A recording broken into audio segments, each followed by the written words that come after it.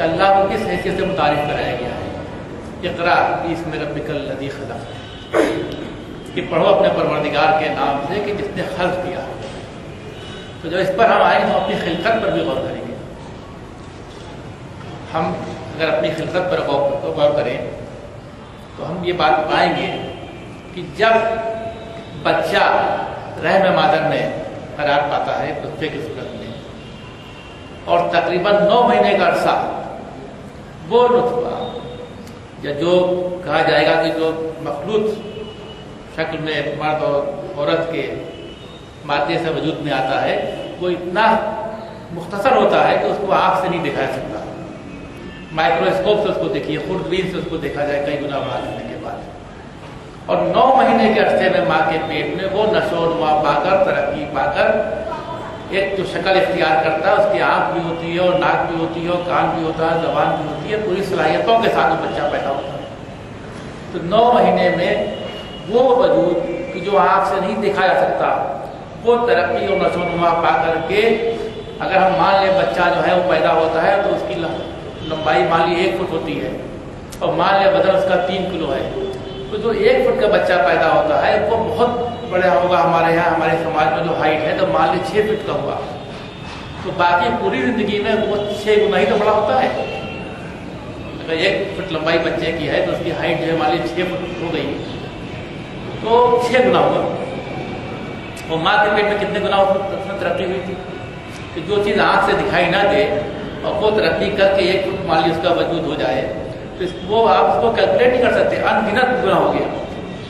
اسی طریقے سے وزن کے لحاظ سے جس کا کوئی وزن نہیں ہے اور وہ مان لیں 3 کلو کا بچہ پیدا ہوتا ہے یا 2.5 کلو کا، تو کتنے گنا ہو گیا؟ تو انگنت گنا۔ پیدا ہونے کے بعد مان لیا 80 کلو وزن اس کا ہوا، تو مشکل سے 27 گنا اس کا نشو و نما ہوئی اس میں۔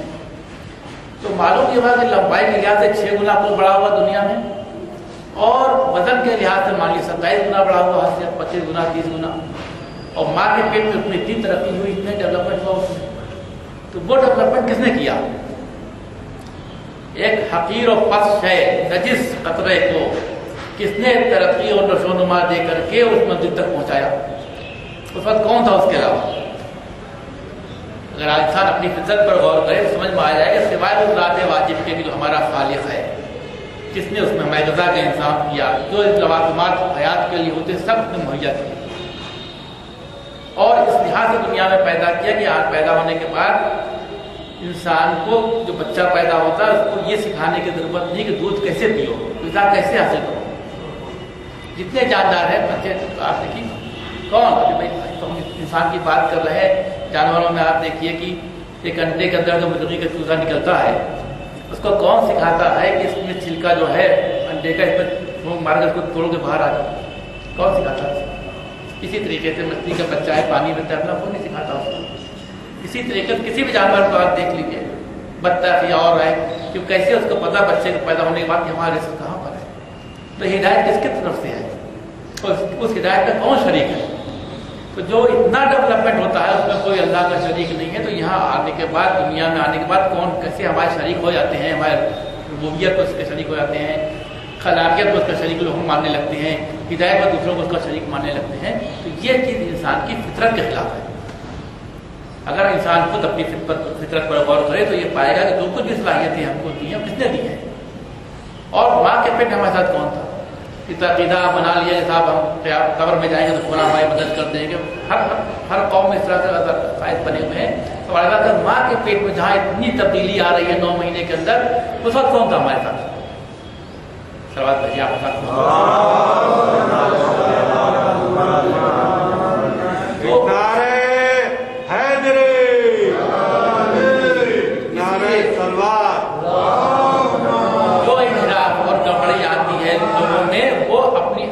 استعمال نہ کرنے کی وجہ سے آتی ہے۔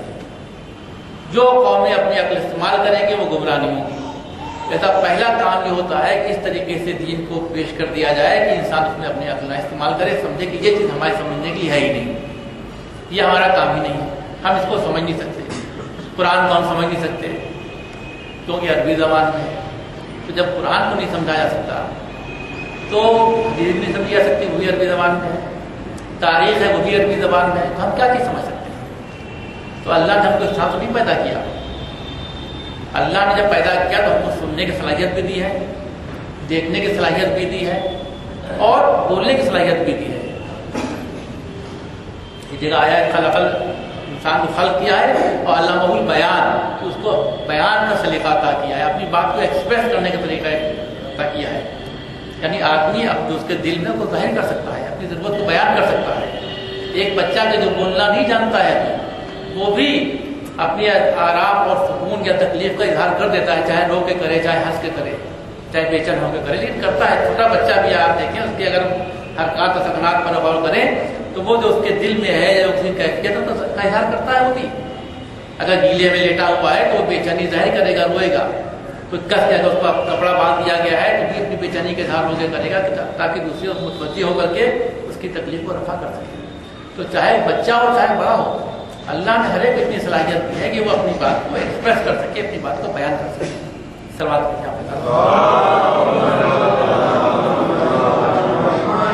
جب عقل کا استعمال ختم ہو جاتا ہے تو قومیں گمراہی کی طرف بڑھتی ہیں, اور دھیرے دھیرے وہ اپنی سیدھی لکیر سے, سیدھے راستے سے ہٹنا شروع ہو جاتے ہیں.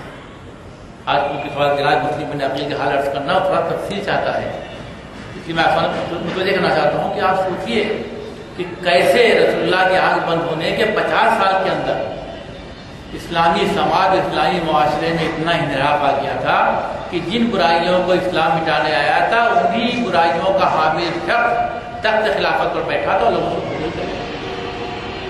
کیوں؟ کیونکہ لوگ اپنے روزگار میں تو پھنس گئے اور دین کی طرف سے بے توجہی اختیار کی. جب بھی لوگوں کی ذمہ داری ہے کہ مذہب کے سلسلے میں, سماج کے سلسلے میں کچھ تو غور فکر کریں, کچھ حالات کو دیکھیں کہ ہم جن چیزوں کو اپنا رہے ہیں عقیدے کے لحاظ سے, اعمال کے لحاظ سے, وہ رسول اللہ کی تعلیم کے مطابق ہیں کہ نہیں, یہ اس کے خلاف ہے. جہاں لوگ یہ سوچنا چھوڑ دیتے ہیں, یا بعض لوگ ایسے ہوتے ہیں سمجھ تو لیتے ہیں کہ ہاں گڑبڑی ہے, لیکن وہی سمجھتے ہیں کہ اگر ہم اپنی کسی گڑبڑی کے لیے زبان کھولیں گے تو ہمارے مفاد کو نقصان پہنچے گا, ہماری جان جا سکتی ہے, ہماری بے عزتی ہو سکتی ہے, ہمارے مال کو نقصان ہو سکتا ہے, ہمارے لیے جینا دوبھر ہو سکتا ہے, لہٰذا چپ کے چاپ اپنی زندگی عافیت میں گزار دو. یہ بھی ایک طرح سے فکر ہوتا ہے, لوگ گزارتے ہیں, سمجھتے ہیں کہ ہاں پر باطل کیا ہے.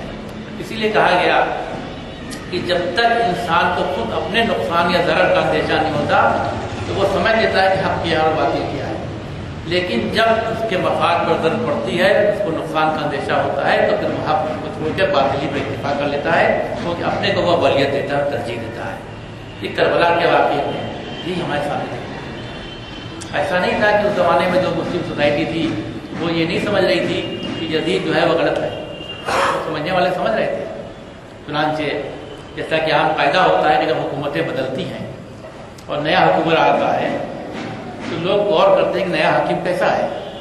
چاہے ہندوستان میں ہے, ابھی آج چیف منسٹر بدلے اور نیا چیف منسٹر آئے, یا پرائم منسٹر بدلے اور نیا پرائم منسٹر آئے, تو کون اس کے بارے میں لوگ جاننے کی کوشش کرتے ہیں کہ یہ کیسا ہے, اس کا سابقہ ریکارڈ کیسا تھا.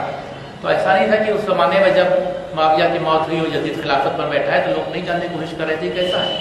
اس کے بارے میں لوگ عام طور پر جانتے بھی تھے, اس کا کردار کیسا ہے. اور یہی چیز مدینے میں بھی تھی اور یہی چیز کوفے میں بھی تھی.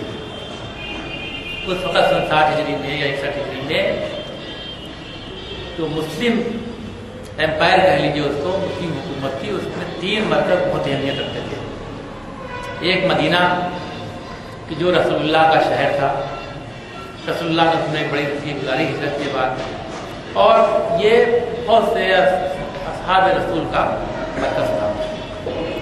دوسرا اہم شہر کوفہ تھا. کوفہ جو خلافت دویوں میں بسایا گیا تھا, یہ کینٹونمنٹ یا چھاؤنی کی حیثیت رکھتا تھا, اور بعد میں دھیرے دھیرے یہاں کے قاری حضرات بھی بہت مشہور ہوئے اور محدثین بھی مشہور ہوئے, تو کوفہ بھی اپنا ایک وجود رکھتا تھا.